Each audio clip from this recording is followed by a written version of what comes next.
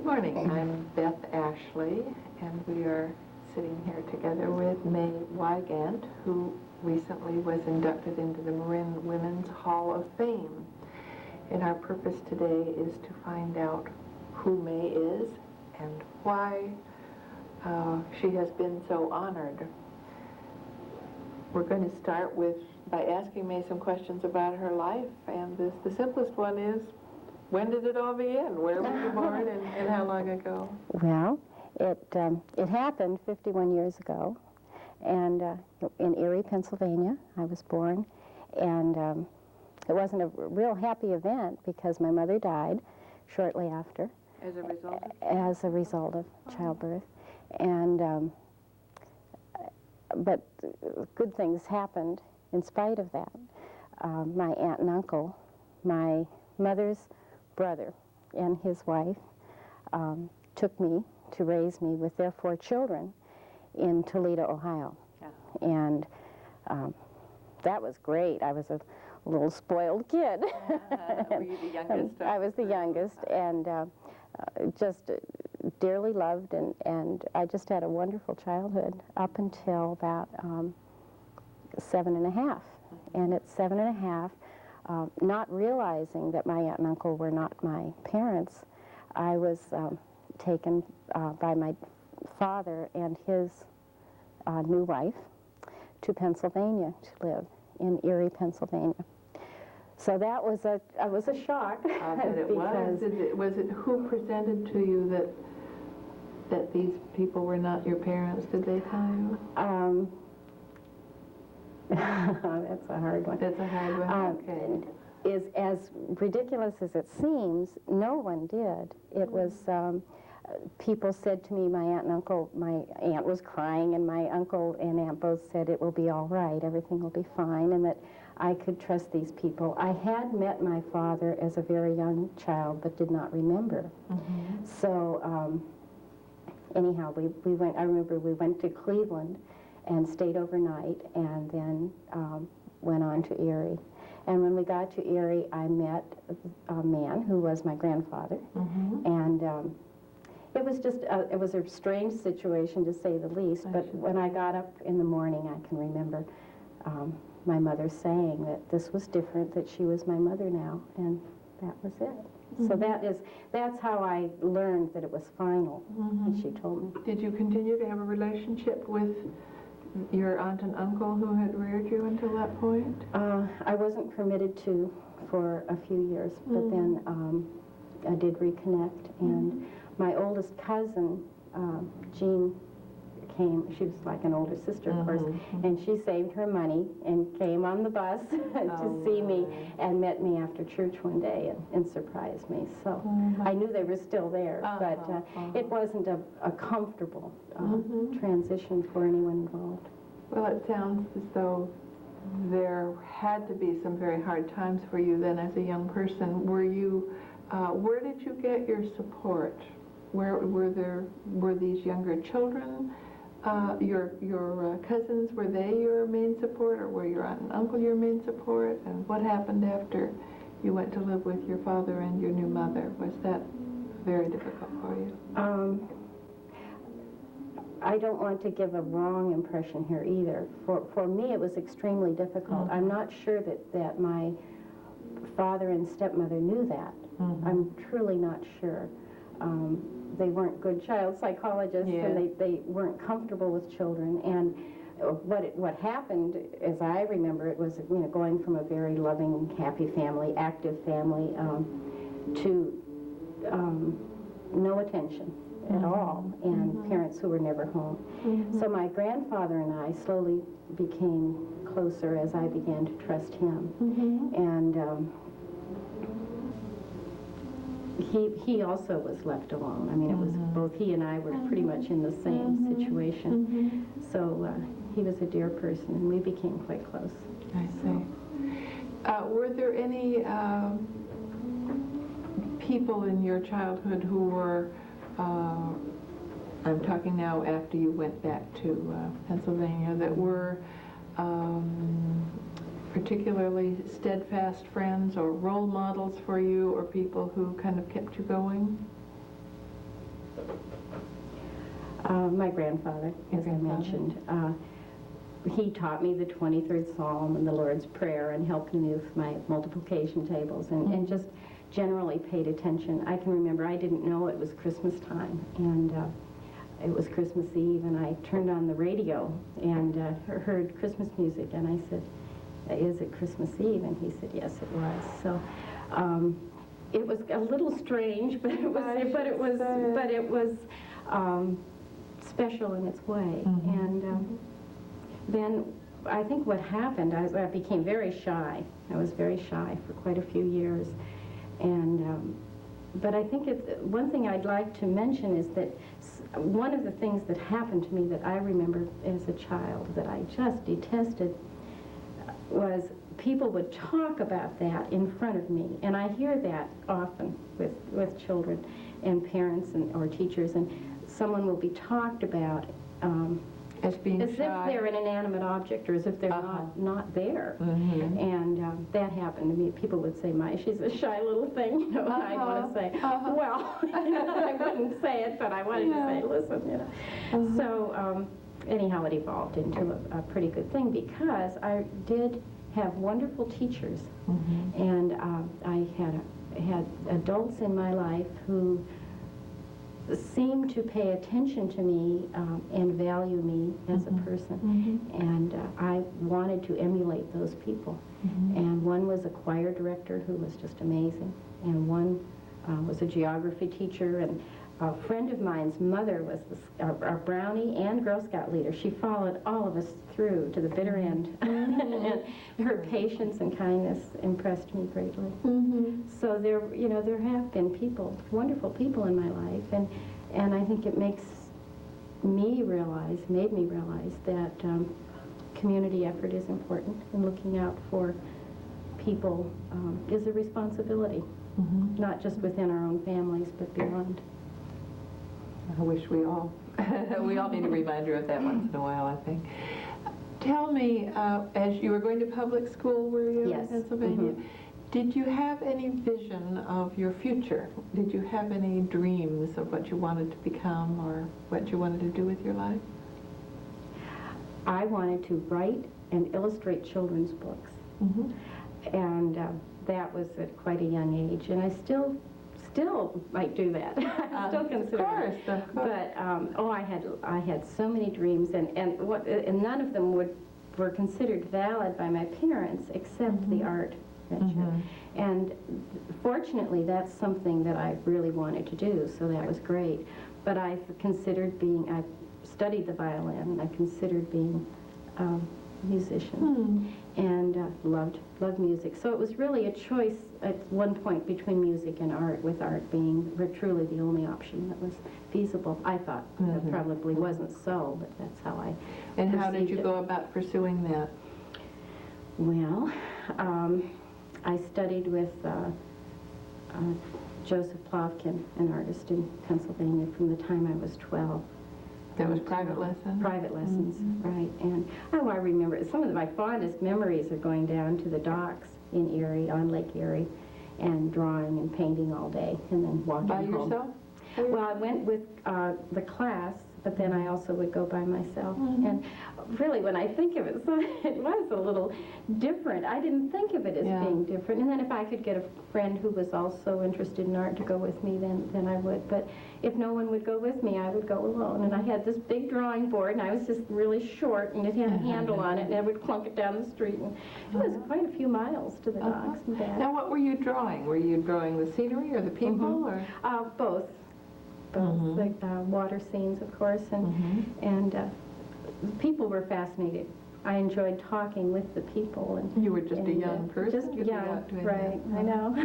When I think back on it, I don't know that I would have wanted my own child doing that alone, but I enjoyed it immensely. And I think I also had the sense of where to be and how to act. I'm just sort of trying to get a picture of this young lady doing these things. Oh, it was fun. It really, I could be there for hours working and enjoyed it immensely. Then did you go on to art school?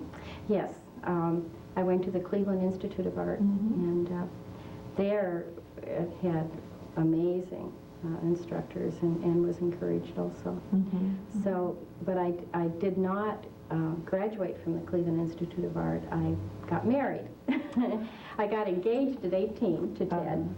He and I had a radio show together in Erie. Well, you gotta tell us about that. How did that all happen? Well, he had a regular job to pay for schooling, and I got a job on Saturdays for a radio show, and then he and I ended up having a show together. It was just a disc jockey show, and it was fun. You know, sure. So that's another area I thought of exploring, but the art really had the stronger pull.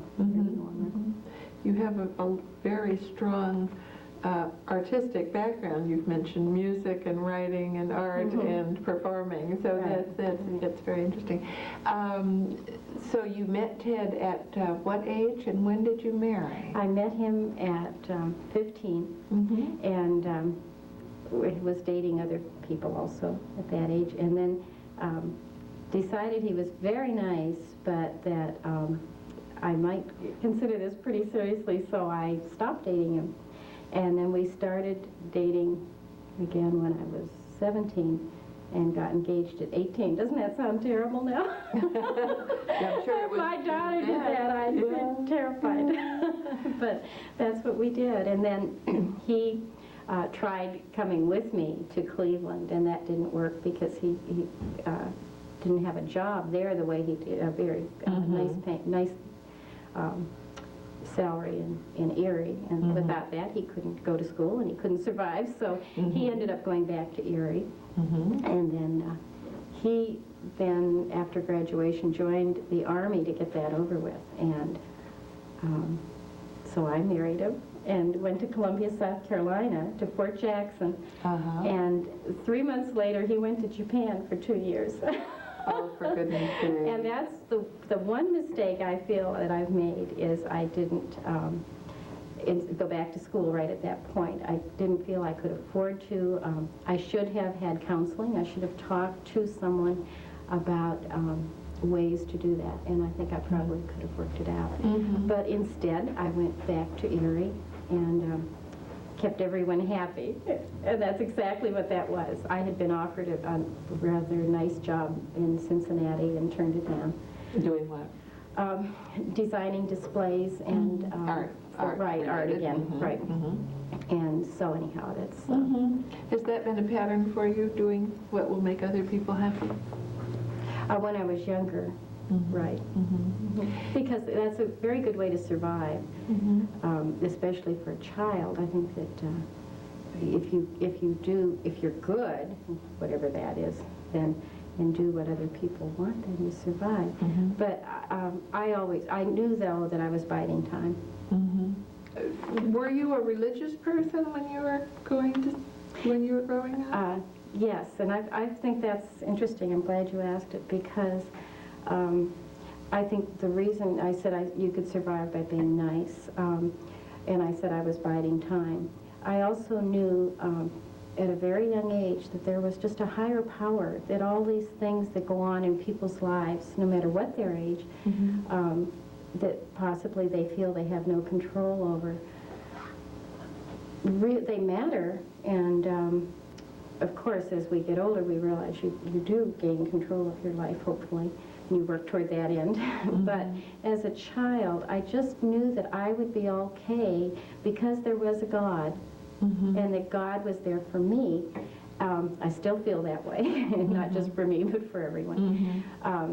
But I didn't know whether to call this God a great creator or God, or I didn't know how to name this God, but my family in Toledo was Unitarian and really rather made fun of Christianity, and my family in Erie was Christian, but they didn't go to church, but I did. Because one thing my stepmother did for me is she got me into the church choir as a very young person, and I think I touched on the choir director earlier. One of the things that inspired me beyond belief, I just was so elated. Dr. Whittlesey was his name, and he left Erie and went to Texas with his family. But he would say to some of these little kids, I mean, we were just so young, but he would say, don't just sing those words without meaning them. Think about what they mean. And all these wonderful hymns that we were singing, and so we marched down the aisle all spit and polish in our little robes and stand up there and sing our hearts out and just really mean it, you know. And I thought, that's right. Don't do something unless you mean it. Be honest about it. And if you do mean it, really mean it, you know, with all your heart. Has that been kind of a guidepost for your life? Yes. I do believe that you shouldn't waste time doing things you don't believe in. And when did you come to California? 22 years ago. 22 years when Linda ago. was 7 and Lori was 3. Oh, I see. So, and we moved to the Marin area in Lucas Valley. And there again, we just got really involved in the community, in the church, and the school. And, so, then church has been a large part of your family life, too. yes. Your husband worked where? When he came here? Yes, or where? What? Right, he's with KGO Radio, and that's KGO. where he came to KGO, and he's still with them. And he's still with KGO. Right.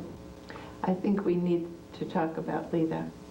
Can you tell us what Lita is and where the concept came from and how you happened to start it?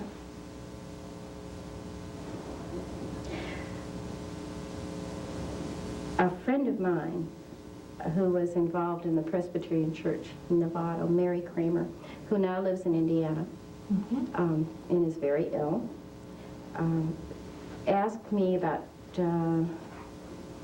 14 years ago to start going to Hill Road Convalescent Hospital, which is now Nevada Convalescent Hospital on Hill Road, to just go once a week and pour coffee for the residents.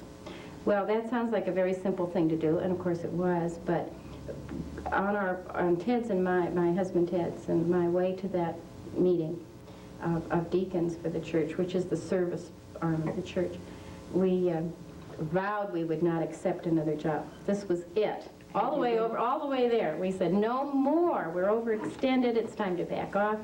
And You were so doing I a promised. great deal in the community at We're that just point. everything. And I think I'd like to touch on that just a moment.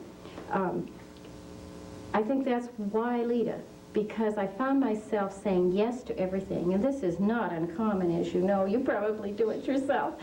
But you say yes just because you like the person, or you do approve of the cause, but you're saying yes automatically without really thinking about what are the ramifications of that. So, and how much time and talent needs to be expended. So, this was the point of Ted's remark, was that we were just beginning to be pulled. He does a lot of public service things, emceeing and hosting, and so he had been just deluged. It was terrible. And we liked everything we were involved in. It wasn't that, but it was too much. So that's why I made that promise, and that's the night that I signed the clipboard, because there were 30 people in the room, and Mary Kramer passed around this clipboard, and no one signed it. And I thought, this is terrible. 30 people and not one person can find half an hour a week. So I thought, well, that's not that much. So I signed it. What did Ted say? He just threw up his hands. I was like, what could he say? Poor man. But what would he have said had he known where this was headed? I've often said that to him. You know, we laughed that night, but maybe you wouldn't have laughed. But anyhow, I did it, and I think I said earlier it would be, anyone could do it, it would be easy. It's not as easy as I thought it would be. To pour coffee? To pour coffee at a convalescent hospital.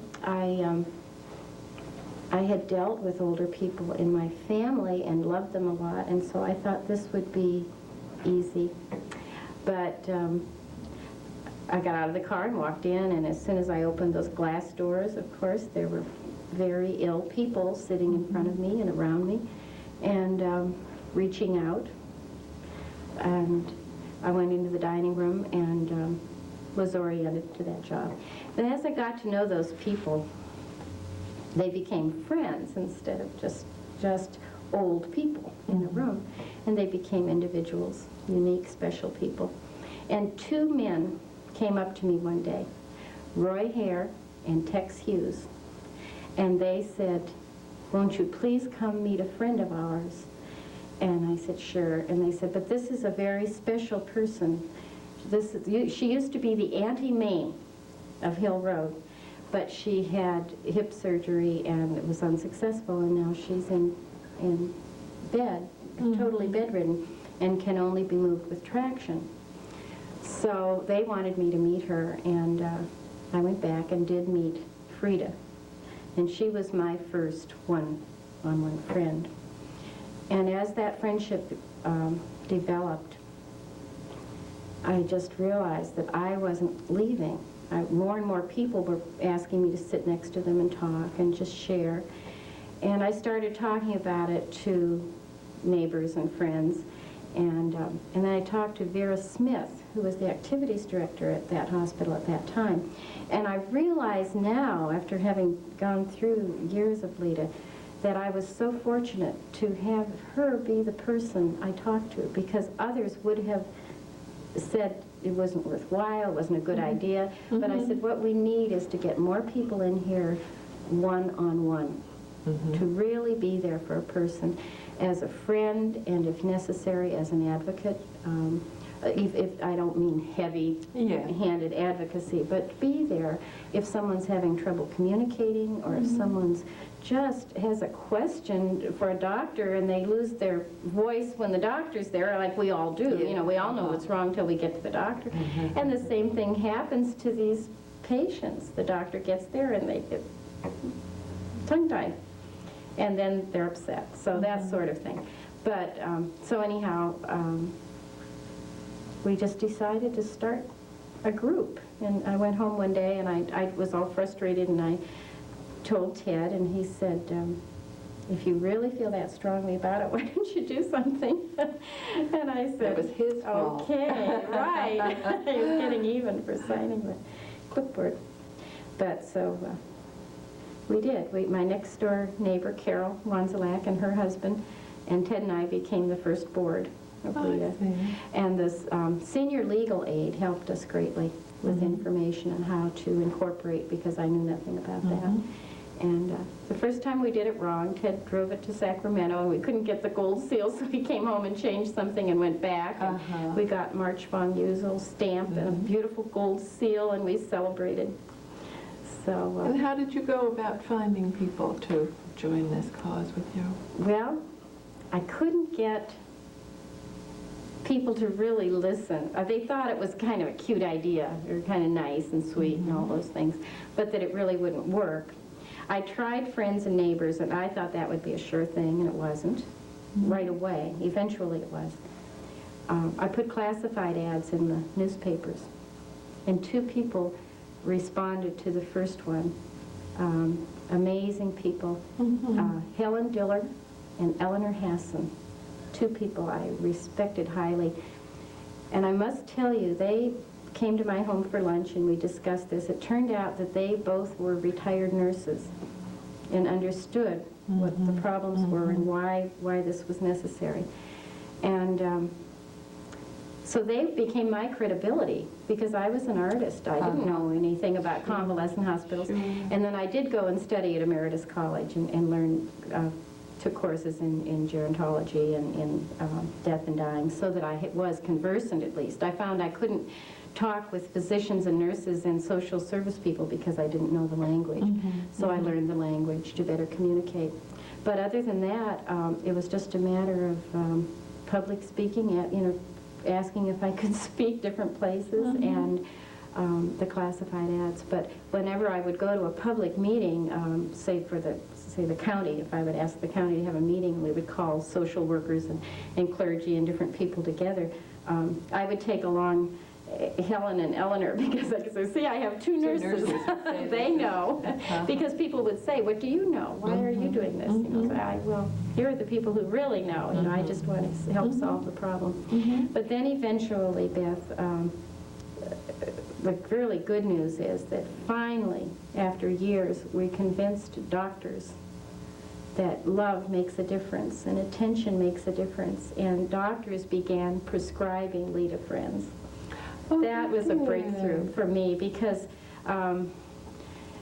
it was just saying, yes, it's right, and yes, it makes a difference. And what do you mean by saying they prescribed them? They asked the... Literally, they prescribed, saying, this woman this needs a person friend. needs, woman or man needs a Lita Friend. And they would put that right on the chart and put in an order with Lita. For goodness sakes. And then was it easier for Lita to find people? I don't know that people even realized that it happened. I think we did put it in the newsletter because we were so pleased, but I think that what happened is the people who were doing the visiting had such a positive experience in most cases. There were cases, of course, where it didn't work, but generally speaking, the results were so positive, and it's a two-way thing. Yeah. Like any other giving, you get back much more than you give. And it was just so beautiful that people began to advertise for us. If you're having a wonderful experience, you talk about it. So. You did all of this on a volunteer basis, I Right. gather. And how much of your time did you give, and for how long did you give it? As director, 8 years, 8. and then beyond. I still help. We were I know that you're still... well, I'm on the advisory board of Lita Incorporated, but I'm not really asked for advice because it's not needed. They're doing fine. But we do help with Contra Costa Lita and with the newly incorporated Sonoma Lita, which was prior to that a branch of Lita Incorporated, which is Marin. So I've just done some work for them. I do whatever they want, if it's speaking or artwork. I would like my art to be good enough and fine and to be moving and to help support projects like Lita. That's wonderful. So You can that's my continue. goal. Yes. Right. I was going to ask you about your dreams for the future and if you felt that you had any unfulfilled goals in your life. I've always thought of life as a smorgasbord. A journey, yes, but a smorgasbord. And I'm sure there are things out there that I haven't tasted yet and seen yet. And I'd like to just leave it open to whatever adventure comes next.